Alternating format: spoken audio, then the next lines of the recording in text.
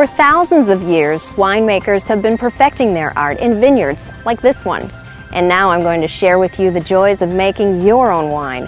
In just a few minutes, I'll show you how quick, easy, and fun it is to make wines that taste every bit as good as wines you buy in a store, using the same superior quality grapes that famous winemakers use at vineyards, just like this.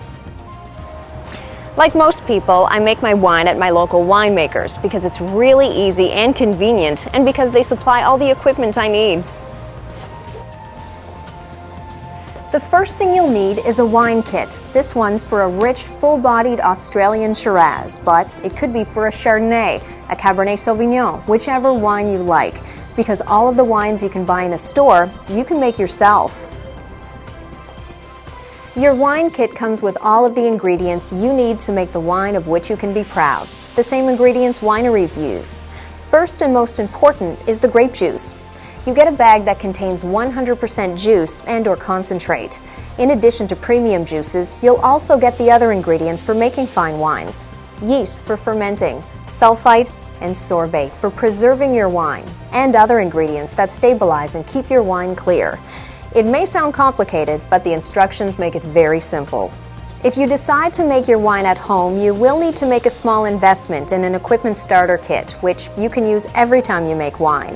Okay, let's start making wine. Now, it's very important to be sure you sanitize and rinse every piece of equipment each time you use it. If you make your wine in a shop like me, they take care of this for you. After that, you simply pour the grape juice and water into the fermenter. This will make 23 liters, or 30 bottles of wine. If your kit comes with oak chips, dried flowers or fruit, or grape skins, wet or dry, this is the time to add them. These are all meant to enhance the flavor and bouquet of your wine. Lastly, you add the yeast and put on the lid, and allow the wine to sit and ferment. The instructions will tell you how long. And there you go. At your friendly winemaker, it's as easy as 1, 2, 3. At this point, you have finished making your beautiful wine, and now it's ready to be bottled, corked, and labeled. You know, I love designing my own labels, especially if the wine's for a special occasion, like a wedding or an anniversary. It adds a personal touch and makes the wine distinctly yours. And that's it. In just 4 to 8 weeks, you've made a wine to be proud of.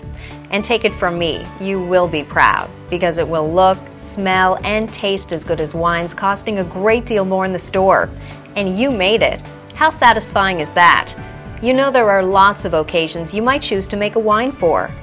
I have some friends that started their own wine club. It's a great excuse to get together, and it allows you to try and trade different wines and discover a new favorite.